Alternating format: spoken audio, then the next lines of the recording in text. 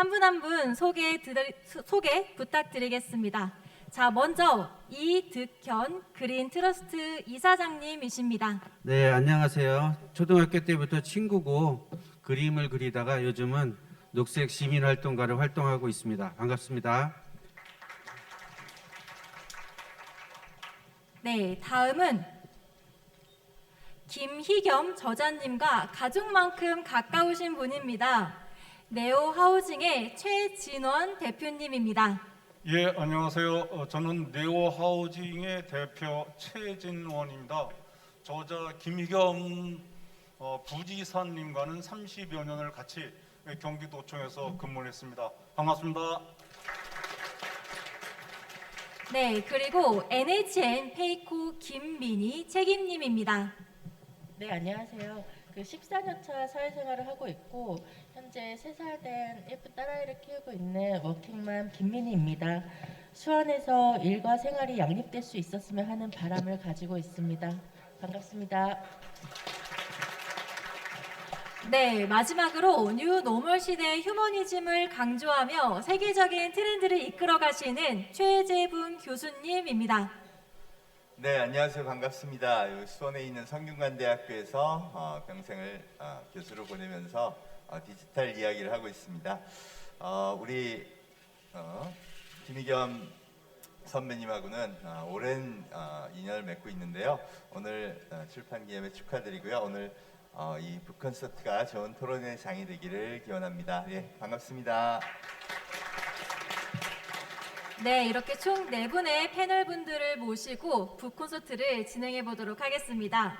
자, 먼저 이득현 이사장님께 여쭤보고 싶은데요. 아주 오랫동안 친구로 지내셨다고 이야기를 들었습니다. 저자님께서는 어떤 친구분이셨을까요? 네, 저는 너무 어렸을 때라 지금 그 동수원 사거리에 있는 그 장다리로라고 있는데 그 장다리로가 장다리 천으로 있을 때 그 논밭 들판이었을 때 초등학교 때부터 친했고요. 그때 초등학교 때는 매우 굉장히 조용한 성격의 친구였고 고등학교 때도 또 같이 친구를 했는데 고등학교 때는 다른 친구들과 똑같이 도시락도 뺏어 먹고 또 체육 시간 끝나면 물장난도 치고 그래서 늘 밝은 기억들을 많이 갖고 있는 그런 친구였습니다. 다만 이제 오늘 이 자리는 사적인 자리라기보다는 아마도 제가 활동하는 환경 쪽의 이야기를 나누는 그런 자리가 될 것 같아서 한 가지 여쭙고 싶은 말씀이 있어서 나왔습니다. 최근 코로나, 미세먼지, 폭염, 열대야 다들 많이 이 방송에서 보셨을 텐데 특히 수원시 같은 경우에 집중 개발이 되고 또 인구가 많이 있으면서 굉장히 건강에 대한 또 환경에 대한 걱정이 많고 기대가 높습니다.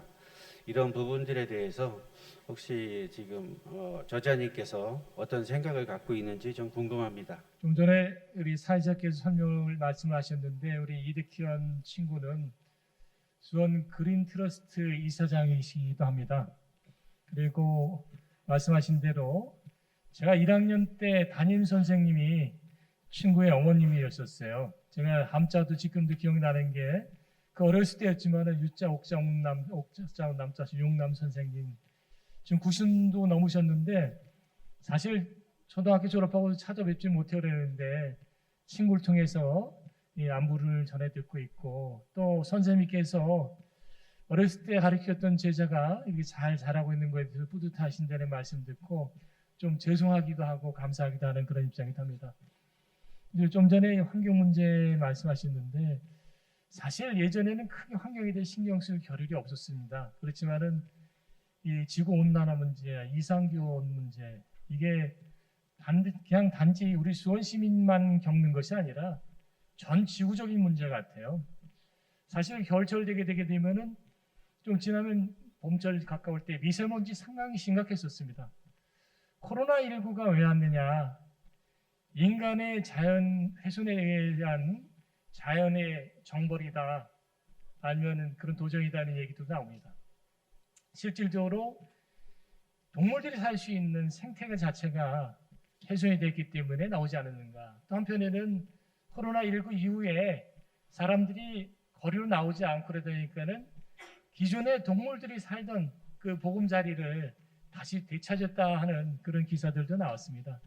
저희 수원이 안고 있는 거는 아까도 말씀드렸지만은 좁은 면적에 너무 많은 분들이 살고 계십니다. 예전에는 그린벨트도 있고 여유 공간이 있었거든요. 70년대 수원이 17만 밖에 안 됐었는데 그것이 이렇게 급하게 많이 들어왔습니다. 80년대 들어와가지고 31만, 90년에 43만씩으로 들어왔는데 인구가 많이 좁은 데 사니까는 수원에는 더 큰 문제라고 생각됩니다.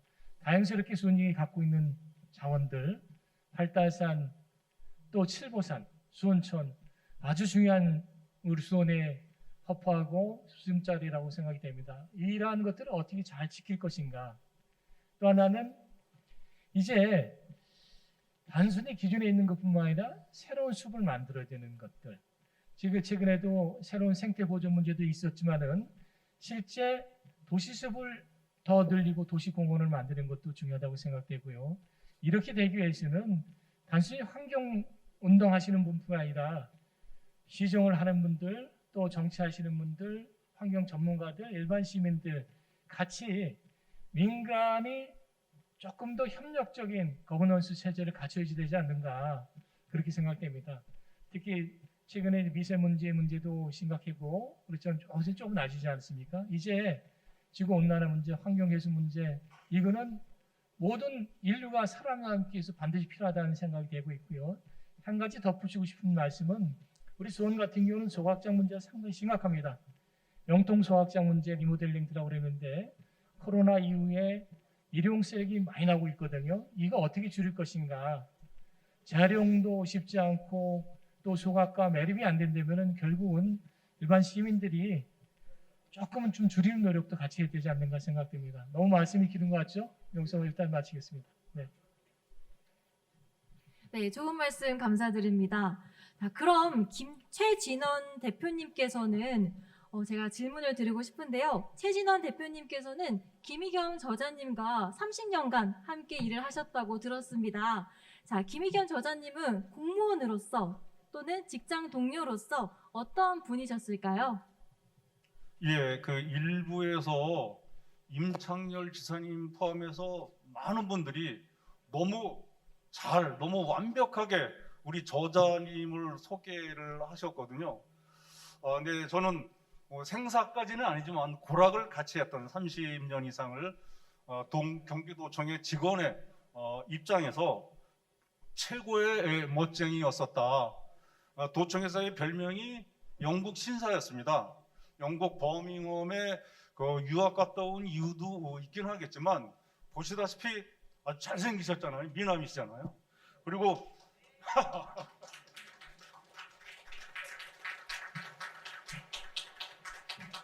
그 업무 관련해서도 거의 완벽하게 아주 깔끔하게 일 처리를 하시고 특히 직원들과도 아주 잘 어울리셨습니다. 그래서 많은 직원들이 우리 김희겸 저자님이랑 같이 근무하고 싶다. 이제 그런 평이 있었고요. 여러 분야의 그 행정 경험이 있어서 진정한 의미의 행정의 달인이라고 생각하고 있습니다. 직장 동료로서 그리고 저희 이제 공무원들은 이런 표현을 쓴다, 모시다라고 표현을 쓰는데 같이 근무했던 그 상사로서 믿음이 가고 의지할 수 있는 보스 그리고 마음 편하고 정이 많은 리더였었다 이렇게 생각합니다. 감사합니다. 그렇다면 저자님께서 경기도청에 근무하셨을 때 이룬 업적 네. 중에 어떤 것이 있을까요? 경기도의 주요 정책 기획 업무를 비롯해서 경제 업무, 보건복지 업무, 재난 업무 등 그 주요 핵심 업무를 두루두루 섭렵하셨는데요. 특히 그 경제 관련해서는 기업 지원 업무에 경제실장 하시면서 기업 지원 업무를 많이 하셨습니다. 그래서 이 경기도의 지역 경제 발전에 그야말로 그 공로가 지대하다 할 수 있고요. 예를 들면은 아까도 몇 번 나왔습니다만 평택 그 고덕에 있는 140만 평이 넘는 삼성 고덕 산업단지, 그리고 한국의 실리콘밸리라고 할 수 있는 그 판교 약 1,700여 개 그 벤처 기업이 있거든요. 판교 테크노밸리, 수원 광교 테크노밸리, 그리고 파주에 있는 LG 디스플레이의 어떤 그 산파역 그리고 주역이라고 할 수 있습니다. 근데 제가 이제 그 도청에서 경제 업무를 저도 한 10년 이상 봤기 때문에 저자분께 좀 여쭤보고 싶은 게 있거든요. 예, 그 수원에는 그 인구 대비 기업이나 일자리가 절대적으로 좀 부족하지 않나. 그래서 수원의 어떤 그 지리적인 이점, 그리고 우수한 어떤 그 인적 자원을 활용한 일자리 창출에 대한 뭐 아이디어라든가 계획이 어떠신지 궁금합니다. 예, 좋은 말씀만 해주셔도 되는데 질문 안 해주셔도 되는데요. 사실은 제가 아까 임창진 선생님께서 말씀하셨지만은 IMF 이후에 최근 코로나 터지기 전까지는 한 20여 년간 1년에 두세 번 정도를 계속 모여서 만남을 가져왔습니다. 그때 제가 가끔 짜장면 사드리면서 좋은 얘기 말씀하신 것 같아요. 이 경제 분야, 제가 공무원 생활 중에서 제일 많이 하는 것이 경제 분야거든요. 최근에 재난 전문가처럼 보이는데 사실은 외절지 IMF부터 담당 과장, 국장, 경제실장, 경제부사, 또 행정 2부사 하면서도 경제 업무를 다뤘었습니다. 오랫동안 경제 업무를 했죠. 제가 아까 인사 말씀 때 자세히 말씀을 드리지 못했는데, 제가 수원에 대해서 가장 안타깝게 느끼는 것이 좀 일자리를 만들 수 있는 기업이 부족하다, 이런 생각을 하고 있습니다. 그러다 보니까 40만 이상이 지금 외부로 출퇴근하는 소비 도시가 됐는데, 수원은 사실 그 수도권 규제로 인해서 산업단지를 만들기가 좀 쉽지 않은 여건이에요. 전문적이긴 한데 수원은 과밀억제 권역이라고 하고, 인근 화성이나 용인은 성장관리 권역이라고 그러거든요. 면적도 넓고 공장을 만들 수 있는데 수원은 그렇지 못했습니다. 그러니까 고색 산업단지 하나밖에 없는 거죠. 그런데 지금은 4차 산업혁명 시대에 있어가지고의 일자리는 과거의 산업단지에서 만들어진다고 저는 생각하지 않습니다. 지금 고색 산업단지의 폐수 배출이나 아니면 매연 나누는 데 없거든요. 이제는 우리 수원 같아도 첨단 지식 산업 시설들, 예를 들면은 판교 테크노밸리지가 공업시설 산업단지가 아닙니다.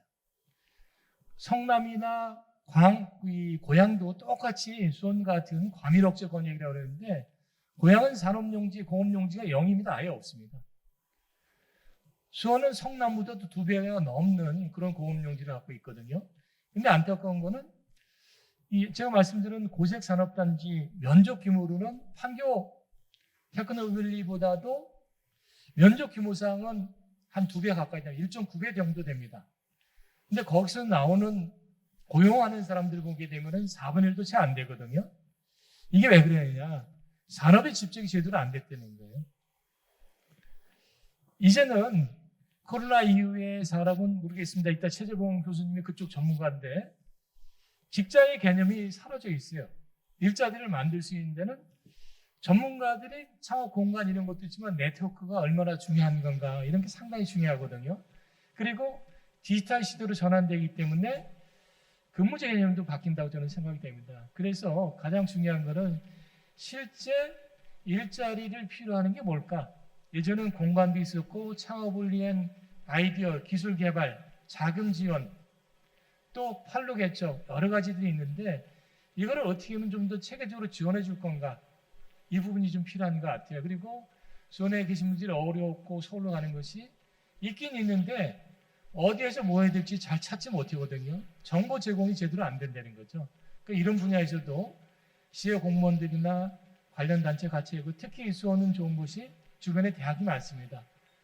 우선 삼성전자 말씀드렸죠. 연구시설, 경기도가 있기 때문에 경기도 차세대융합기술이라든지 경가원이라든지 많은 연구시설, 대학, 기업들이 있거든요.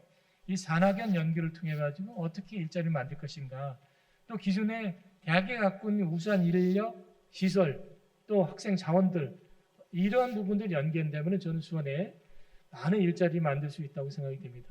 예, 고맙습니다. 네, 꼭 필요한 말씀 감사드립니다. 그럼 이번에는 김민희 책임님께 질문을 드리고 싶은데요. 책임님께서는 수원에서 일과 생활이 양립되었으면 하는 바람이 있다고 하셨는데 그에 이어서 하실 말씀 있으실까요? 네, 젊은 세대들은 일터에 의해서 주거 환경이 결정되는 확률이 높다고 생각합니다. 저 또한 수원 태생이고 수원에서 학교를 다녔지만 취업과 동시에 서울에서 줄곧 생활을 해왔는데요. 지금은 판교에서 일하고 있고 제가 만약 이직을 고려한다면 또다시 선택지는 서울이 되겠죠. 청년 세대가 일할 수 있는 곳이 곧 주거 환경이 될 수 있다고 보는데 저자님의 생각은 어떠신지 궁금합니다. 네. 사실 우리 김민희님은 제가 듣기로는 수원서 자랐고 부모님도 수원에 계시답니다. 아이들을 부모님이 봐주시면 좋은데 그러지 못하고 있는 상황이죠. 수원에 와서 살고 싶고 수원에 일자리가 있으면 좋은데 판교 테크노밸리로 다니고 있다.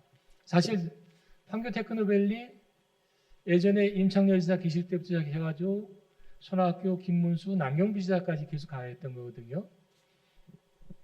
금융위기 때 상당히 어려움도 겪었습니다.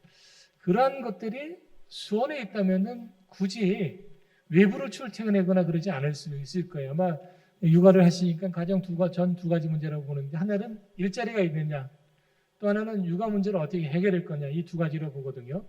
일자리에 대해서는 제가 조금 전에 말씀을 드렸는데 제가 이 출판 기념회 하기 위해서 제가 원고를 다 썼지만 마지막에는 수원에 있는 청년들과 함께 간담회 같은 거 여러 차례 했습니다. 수원에 있는 분들은 왜 수원에 있지 못하고 서울로 갈 수밖에 없는 건가? 그분들이 아쉬워하는 게 뭔 건가? 그런 걸 하나하나 정리하고 좀 마지막에 이 간담회 내용을 써놨거든요. 실제 그런 부분들인 것 같습니다. 수원이 성남보다도 더 인구도 많고 특례시도 되고 못할 게 없거든요. 그런데 왜 못 만들었을까? 물론 판교 테크노밸리는 국가시도고 경기도가 주도적으로 했지만은 수원도 할 수 있는 여러 군이 있거든요. 지금 남아 있는 땅이 비행장 땅이 있고 건선구청 앞으로부터가 농업용지들 상당히 많습니다. 성균관대학교 식물원 부지까지 한다면은 여기에 충분히 제2판교 대한민국의 실리콘밸리 만들 수 있는 그런 공간적인 여유가 있다고 보고요. 이걸 어떻게 할 거냐 고민해야 된다고 보고요. 더 큰 문제는 워킹맘들의 육아 부담을 어떻게 해줄 건가 심각한 것 같아요. 사실 제가 초기에 말씀드렸지만은 대한민국이 안고 있는 가장 큰 문제는 저출산 고령화 문제입니다. 젊은 사람들이 미래 비전이 없죠. 취직도 안 되고 결혼도 안 되고 아기도 안 납니다. 우리나라의 문제를 해결해서는 아기를 많이 낳아 하는데 안 되고 있는 거죠. 재작년 학교 출산율 0.84. 실제 태어나는 아이들 수가 27만 3천 명에 불과합니다. 과거에 100만 명이 넘게 태어났었거든요. 그것이 3분의 4분의 1밖에 안 된다면은 대한민국 가장 앞으로 지속 가능할 거냐? 복지 수요는 계속 늘어나는데 젊은 사람들이 그것을 감당할 수 있는 일자리를 만들고 또 세금 그만큼 낼 수 있는 거냐? 쉽지 않다고 보거든요. 그렇다면은 저출산 고령화 문제를 해결하기 위해서 전 국가적 분부나 지자체도 신경 써야 되는데 사실 수원 같은 경우 나름대로 보육이나 교육 상당히 많은 신경을 쓰고 있습니다. 그럼에도 불구하고 좀 어려움인 거죠. 아까 말씀드렸지만 학교 출산율 수원 평균이 0.8이 안 돼요. 8달 같은 경우는 0.62밖에 안 됩니다. 더 아이들을 못 낳는 것이요. 근데 보면은 영통 광교는 훨씬 더 높아요. 정부가 우리 전국적인 평균보다 훨씬 높은 0.87 정도가 됩니다. 영통은. 영통구 같은 경우는 광교가 있는 거죠. 잘 살고 시설이 있으니까 젊은 사람들이 유입되고 출산율이 높아지는 거죠. 근데 지금 수원이 안고 있는 보육 문제에 대해서 보게 되면은 어린이들 어디다 맡길 수 있는데 쉽지 않습니다. 어린이집도 사실 두 개로 쪼개져 있거든요. 어떻게 보면 이거는 시에서도 좀 신경 쓰는 협의 연합회로 되어 있고 유치원도 좀 어려움들이 있고 지역 아동센터도 그렇고 이런 부분들이 시와 단체와 학부모들과의 연결을 어떻게 할 것인가 이런 것도 생각이 될 것 같고요. 아이들 낳을 때 저 같은 경우는 경기도 같은 경우는 공공산후조리원을 많이 만들었는데 사실상 수원에도 아이들 낳고 갈 때 어디 있을지 어린이 종합병원 자체가 없습니다. 이건 화성으로 가야 되는 사항들이 있거든요. 이런 부분들 실제 시민들이 아쉬워하는 것들을 하나하나 채워나가야 되지 않는가. 그리고 대한민국의 미래를 위해서 가장 중요하다고 하는 보육에 대해서 예산도 늘리고 또 그 현장에 있는 사람들의 목소리를 많이 듣고서 실질적으로 꼭 필요한 정책인가. 책상에 앉아서 공무원들이 하는 정책 그것보다는 현장에서 느끼는 정책들을 더 많이 개발하고 만들어야 된다고 저는 생각을 하고 있습니다. 네. 네, 꼭 필요한 말씀 전해주셔서 다시 한번 감사드립니다. 자, 그러면 4차 산업혁명에 대해서도 안 여쭤볼 수가 없을 것 같은데요. 마지막으로 최재봉 교수님께 질문 드리고 싶습니다. 최재봉 교수님께서는 성균관대 교수님으로 특별히 수원에 대한 애정이 많으신 걸로 알고 있습니다. 자, 그렇다면 4차 산업혁명 전도사로도 활동하고 계시는데 이렇게 수원의 디지털 전환에 대해서 어떻게 생각하시는지 한 말씀 부탁드리겠습니다. 네. 저는 1983년도에 성균관 대학교에 와서 공부하다가 잠깐 이제 유학 갔다가 97년에 다시 왔습니다. 그로부터 거기서 계속 또 직장을 잡았으니까 이제 수원에서 정말 오랜 세월을 보내고 있고요. 앞으로도 아마 계속 그래서 수원에 더 깊은 애정을 갖고 바라볼 것 같습니다. 오늘 우리 김희겸 저자님께서 수원의 미래를 그리다라는 책 제목을 보고 굉장히 반가웠어요. 저도 관심이 많거든요. 저는 미래에 관심이 많습니다. 왜냐하면 이제 학생을 가르치니까 야, 우리 아이들의 미래는 어떻게 해야 될까? 대학생들은 어떻게 살아야 될까?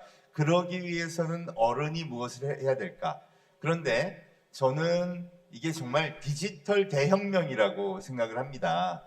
요즘 청년들이나 또 앞으로 자랄 아이들은 어떤 직장을 갖고 싶을까요?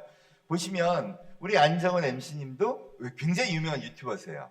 이 디지털 세상에 사는 것이고 우리 김민희 패널 오늘 참석하셨지만 판교에 가서 근무한 이유가 거기 디지털 기업에서 이제 생활을 하시는 거죠. 이건 앞으로 더 심해질 거예요. 그럼 앞으로 이 수원의 디지털 미래를 만드는 게 되게 중요한 일이 될 거라고 생각합니다. 저는 아예 인간을요 이제 5장 6부가 아니라 5장 7부 간 밑에 쓸개 밑에 스마트폰이 꽂혀 있는 인간이다. 이런 얘기까지 하고 있고요. 그런 관점에서 앞으로의 수원을 잘 그려봤으면 좋겠다는 생각을 갖고 있는데 마침 또 제가 2002년도에 이제 성대에서 무슨 사업을 기획을 하는데 그때 이제 막 경기도랑 부산이랑 중앙정부로부터 돈을 받아갖고 이 디지털 IT에 관한 그 사업 기획을 했었습니다. 그리고 그때 마침 경기도에 계셔가지고 제가 열심히 가서 이런 걸 잘 어떻게 하면 대학과 지자체와 기업의 산학협력은 어떻게 기획해야 되냐 그럴 때 굉장히 잘 또 알려주시고 또 아마 그때부터도 많은 해안이 있으셔서 그게 뭐 제조업인 평택 또 LG 단지나 그리고 이 판교 실리콘밸리 같은 데까지 이렇게 잘 기획을 하셨던 게 아닐까 싶기도 합니다. 그래서 이 수원의 미래를 그리다 관점에서 보면 대한민국의 IT 산업을 이끌고 있는 삼성전자가 수원에 헤드쿼터를 두고 있다는 건 정말 대단한 일이라고 생각을 하거든요. 그리고 오늘도 그 관점을 굉장히 많이 이제 피력을 해주셨습니다. 근데 이게 또 제조산업이고요. 삼성전자만 잘 된다고 다 좋은 건 아니잖아요. 그게 어떻게 우리 뭐 스필오버라 그러는데 삼성전자가 잘 되는 게 어떻게 잘 흘러 넘쳐서 소위 수원에 더 살기 좋은 멋진 디지털 경제 환경이 형성이 될까? 이것도 되게 중요한 이슈라고 생각합니다. 그래서 한번 우리 제자님께서 말씀을 해주셨으면 합니다. 네, 여러분들은 오늘 상당히 유명한 분들과 같이 있거든요. 자원봉사긴 했는데 우리 최재봉 교수 유튜브 찾아보시게 되게 되면은 아마 엄청나게 나올 겁니다. 몸값이 되게 비싸신 분이에요. 오늘은 무료로 나왔지만은 이 4차 산업의 디지털 전환에 대한 대한민국뿐만 아니라 세계적인 학자입니다. 책 낸 것이 다른 나라에서도 외국어로 다국어로 많이 번역도 된 분이기도 합니다. 그리고 안정은 우리 사회 보시잖아요. 여기도 유튜브 찾으시면은 러닝 전도사 상당히 많은 유튜브도 나올 겁니다. 지금 말씀하셨는데 사실 수원의 삼성전자에 대한 가치를 잘 생각을 못해요. 삼성전자가 다른 데 갔다. 그럼 어떻게 될까?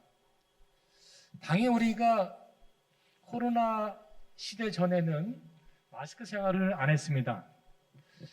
당연히 공기 사람들 만나는 것이 당연한 건지 알았는데 코로나 이후에 마스크 써야 되고 또 이게 가리개 하고 만나야 되거든요. 삼성전자가 수원에 있는 것이 당연하다고 생각하는데 지금 다 나갔습니다. 사실은 저는 과거에 삼성전자가 영동 땅을 달라고 해서 조금만 더 줬다면은 삼성전자가 인근 시군이나 저 멀리 광주나 다른 시도까지 가지 않았을 거다. 그렇다면 조금 더 먹고 살 거리가 있었다. 광교 땅을 저렇게 아파트 위주로 주는 것이 아니라 판교 추구랑 같이 연결해서 수원이 경기도 갖고 있는 테크노밸리 연결된다면은 적어도 CJ 연구 정도는 아니라 하더라도 기업이 할 수 있는 스타트업들, 청년들이 문화 창조 공간을 만들었다면은 지금의 수원은 달랐지 않는가 생각이 됩니다. 그런 면에서 삼성이라는 거를 많이 신경 쓰고 해줘야 되는데 재벌에 대한 국민들이 인식 자체가 사실은 썩 좋지는 않았거든요. 그런 재벌들도 사회적 우리면은 사회 발전에서 공헌이라고 그럴까 기여하는 부분들이 좀 적었다는 면들이 있었습니다. 기존의 삼성도 사실 어떻게 하면은 제품을 많이 만들어 팔 거냐 신경 썼는데 제가 알기로는 삼성이 최근에 가전 분야에 있어가지고 이 일반 가전이나 스마트폰 이거를 통합해서 DX라고 해서 Device Experience라는 걸로 세트를 변경했거든요. 이건 뭐냐면은 기존의 삼성이 한 개 한 개 제품을 만드는 데 신경을 썼는데 이제는 제품이 중요한 것이 아니라 각각의 니즈를 갖고 있는 소비자 개개인들의 고객의 경험에 맞추겠다는 것이죠. 저는 이게 상당히 중요하다고 생각됩니다. 예전 같은 경우는 집에 냉장고 아무나 갖다 놔두지 않습니까? 지금은 아니잖아요. 가전집은 다 그렇잖아요. 이러한 것들이 제품 중에서 소비자 경험 중심으로 간다면 저는 새로운 경험 창출을 할 수 있는 그런 분야도 생기지 않을까 이런 생각들도 해요. 수원 같은 경우는 삼성전자랑 연계되고 중소기업 이 네트워크 사인도 만들어내겠지만은 여기서 또 일자리 만들어줄 거라고 생각되거든요. 저는 아까 말씀드린 대로 수원의 장점이 뭔가 4차 산업혁명 시대, 디지털 시대를 앞서 보고 있고 삼성전자라는 세계적인 기업이 있고 도내 대학들이 있다면 이 분야에 대해서 신경을 좀 많이 써야 된다고 생각되는데 다만 조금 우려되는 것들 이것도 일자리 창출이 될 수 있을 것 같은데 제가 최재봉 교수님께 여쭤보고 싶은 것은 사실 저도 핸드폰 틀고 그랬지만은 젊은 세대 못 쫓아가거든요. 컴퓨터 같은 경우도 애플이냐 삼성이냐에 따라 또 프로그래밍 차이가 나고 깔린 것들이 있습니다. 정말로 잘 쓰는데 저를 못한단 말이죠. 이제는 앞으로 이 자리에 계신 분들도 그랬지만은 이 디지털 디바이드라고 그럴까요? 디지털 격차를 어떻게 채워줄 건가?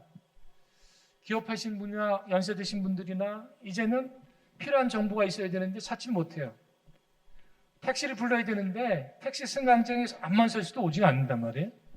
이제는 카카오 택시라든지 수원 이 택시라든지 이거 아니면 하지 못하는데 이렇든 이 디지털 격차 이 부분을 해결하는 방법이 뭐가 있을까? 또 일자리도 만들까? 전문가로서 한 말씀 해주시죠. 뭐 사실 뭐 행정 오랜 경험이 있으시니까 특히 그런 그 디지털 양극화라 그러죠.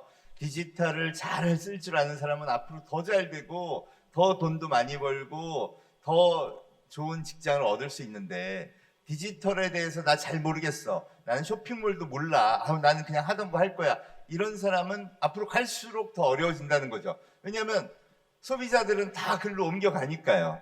이건 우리만의 문제가 아니라 전 세계가 겪고 있는 진짜 혁명적인 큰 문제점입니다. 사실은 그래서 이걸 해결하려면 누구 개인이 하거나 기업이 하거나 이런 문제가 아니라 사회 전체가 대전환을 함께 손잡고 가야 되는데 제가 최근에 수원시하고 이런 프로젝트를 하나 했어요.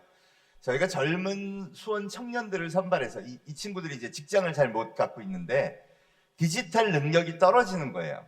그래서 쇼핑몰 만드는 것도 가르쳐주고 SNS 마케팅도 가르쳐주고 메타버스도 가르쳐주고 NFT도 가르쳐주고 그런 걸 쫙 가르쳤습니다.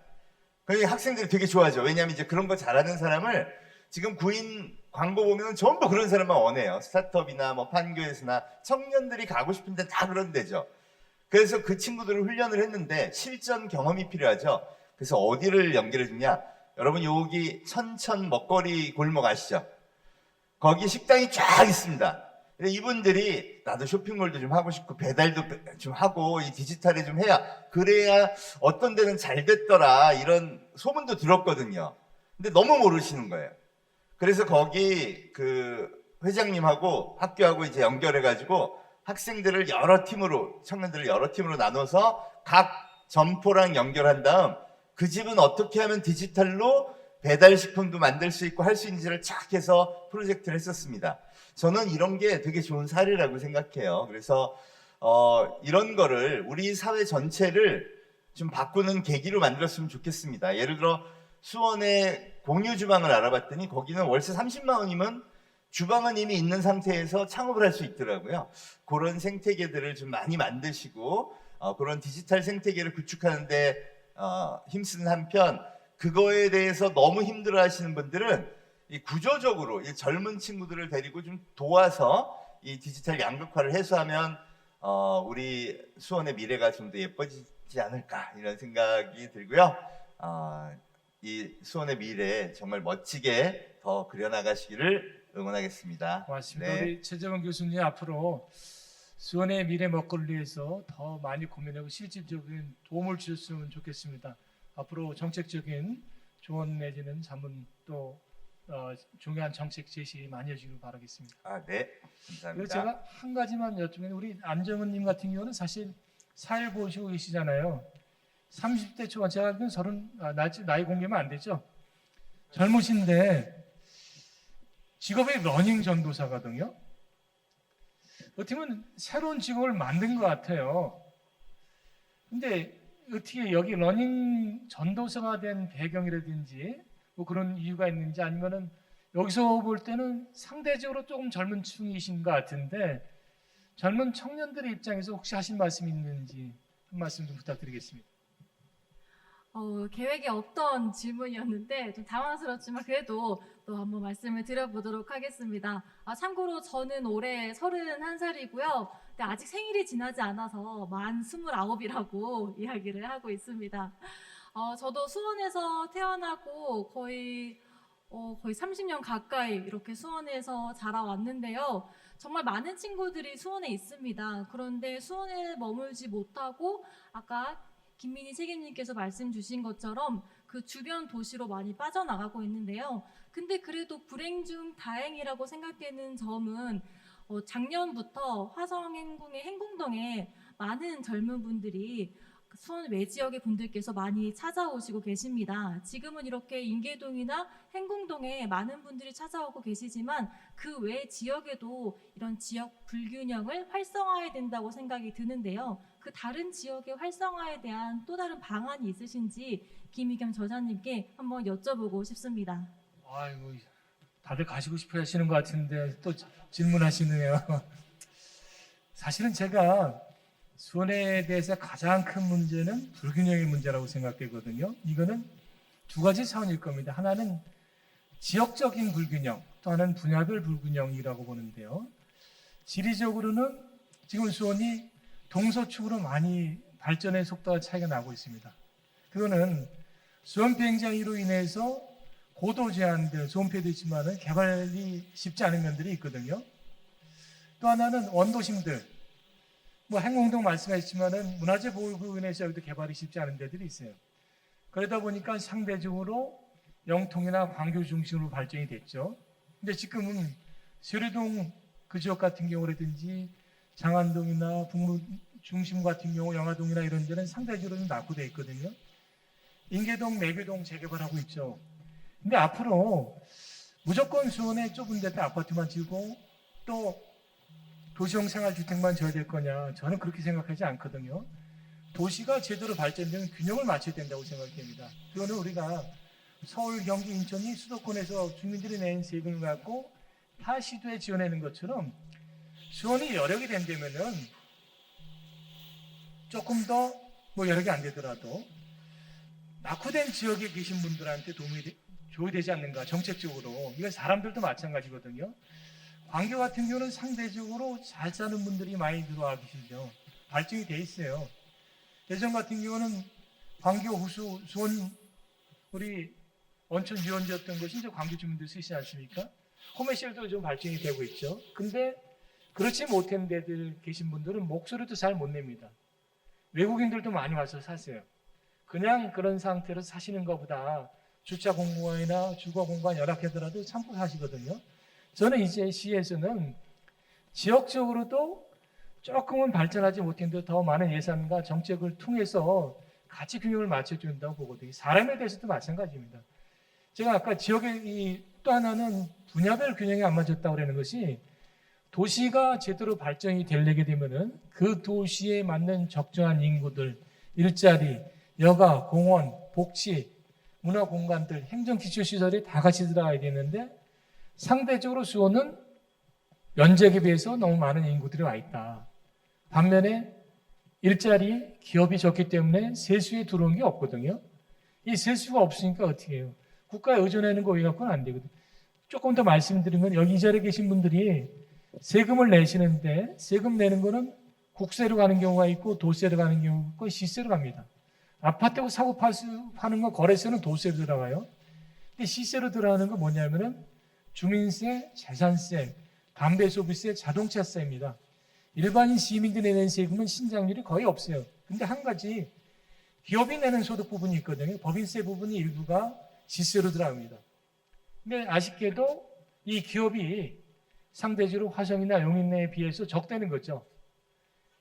100인 이상 기업들이 제 머릿속에 책에 나와 있는데 356개인가 있고 이 우리 고색산업단지도 조금만 크게 되면은 시설이 없어가지고 인근 지역으로 나가거든요. 여기는 계속적으로 새로 시작하는 데들이죠. 가청 위주로 되고 그래서 이런 부분들을 어떻게 바꿀 건가 이 부분도 고민해야 될 거라고 생각해서 저는 지역적 불균형 또 삶이 꼭 필요한 분야별 불균형을 해소하는 데 좀 더 신경 써야 되지 않는가 생각이 됩니다. 네, 고맙습니다. 네, 감사합니다. 저 또한 청년으로서 수원의 발전을 위해서 함께 또 발맞춰서 달려나가야 될 거라고 생각이 들었습니다. 가려웠던 부분이 정말 시원하게 긁혀진 시간이 된 것 같은데요. 짧은 시간이었지만 다양한 이야기를 나눌 수 있었습니다. 자, 줌으로 신청해주신 분들과 또 현장에 계신 분들의 의견은 어떠신지 궁금한데요. 그럼 줌으로 한번 확인을 해보도록 하겠습니다. 줌으로 참여해주시는 분께서 또 질문이 있다고 하는데요.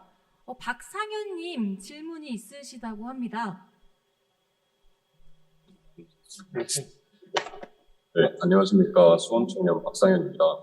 네, 일단 김희겸 소장님께 여쭤보고 싶은 게 있는데, 앞으로의 수원, 미래의 수원을 위한 청년 정책이 어떻게 되는지 여쭤보고 싶습니다. 예, 저는 사실 제가 수원에 대해서 제일 관심을 갖고 있는 것이 일자리 창출 문제, 기업 유치, 두 번째는 청년 문제입니다. 사실 수원에는 상대적으로 청년이 많은 곳이기도 하거든요. 청년에 대해서는 나이에 따라서 청년의 구분이 다르지만은 수원에 30만 명의 이상의 청년들이 있습니다. 근데 시의 예산은 물론 정확하지는 않지만 1% 정도밖에 되지 않거든요. 수원의 청년들이 왜 여기 머무르지 못하고 다른 곳을 갈 건가? 물론 청년들도 나이에 따라 다 다를 겁니다. 요구하는 것이 다를 겁니다. 조금 더 젊은 사람들은 가서 놓을 수 있는 공간들, 힙합해야 되는 것들이 그런 부분들이 필요할 수도 있을 거고 또 좀 더 들어가면 일자리도 필요해야 될 것이죠. 먹고 놀 때들 즐길 수 있는 그런 공간들이 되는데 지금 수원의 청년들이 모이는 공간은 사실 행궁동 주변입니다. 행궁동엔 토요일, 일요일 날 많은 분들이 오세요.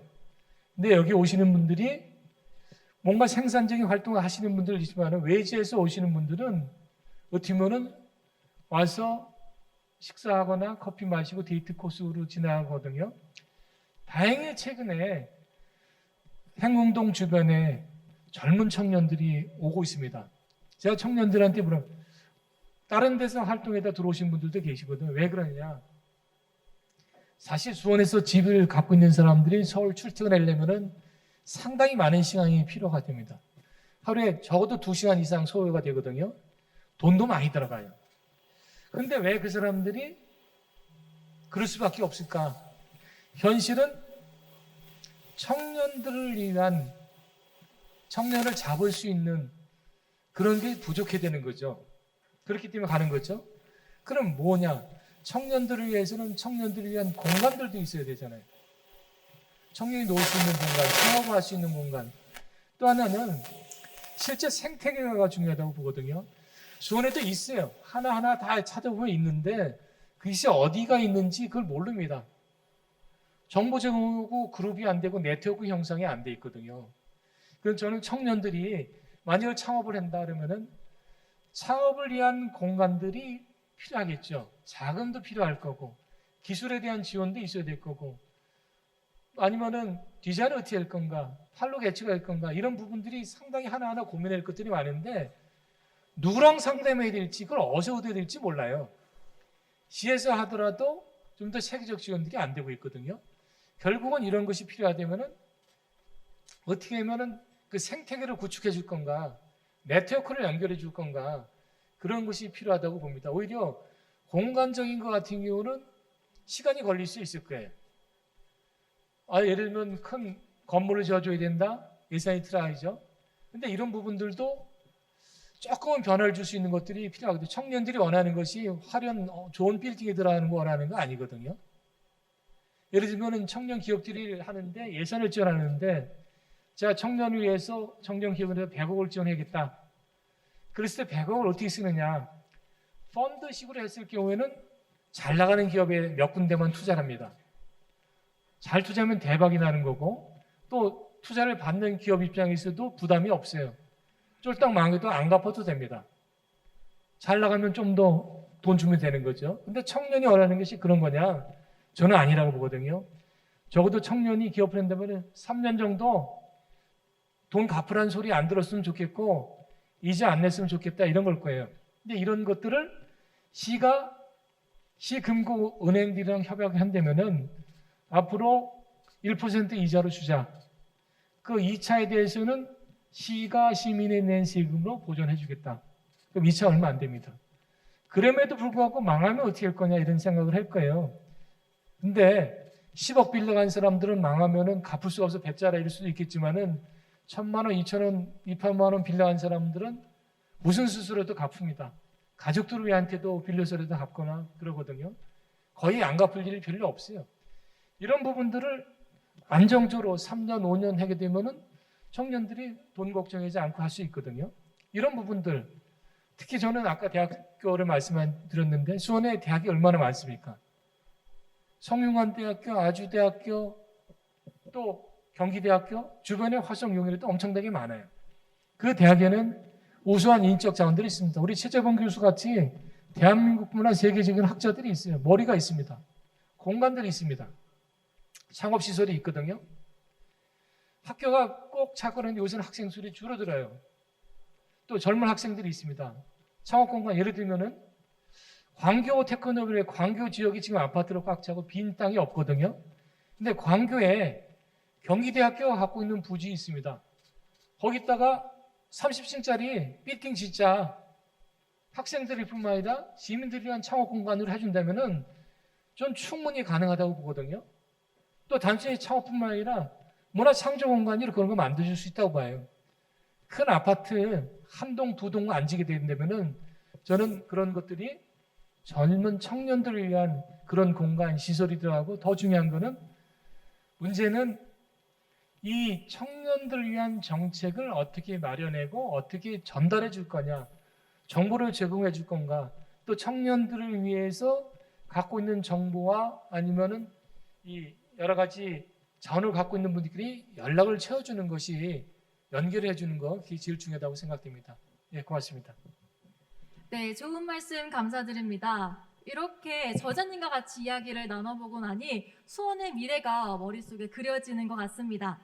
자, 여러분, 김희겸 저자님의 삶이 마음속에 들어오셨나요? 네, 좋습니다. 김희겸, 수원의 미래를 그리다. 많은 분들께서 응원해 주시는 자리에서 사회를 볼 수 있어서 개인적으로 삶의 동기부여가 되는 시간이었습니다. 저자와의 시간이 아쉬우신가요? 네, 좋습니다. 저자와의 만남 시간은 오후 6시까지 이어집니다. 사인회와 사진 촬영이 이어지고 있으니 의미 있는 시간 보내시길 바랍니다. 새해 복 많이 받으시고요. 품격 있는 도시, 살고 싶은 수원, 김희겸, 수원의 미래를 그리다 출판 기념회 및 토크 콘서트를 여기서 마치도록 하겠습니다. 감사합니다. 네, 감사합니다.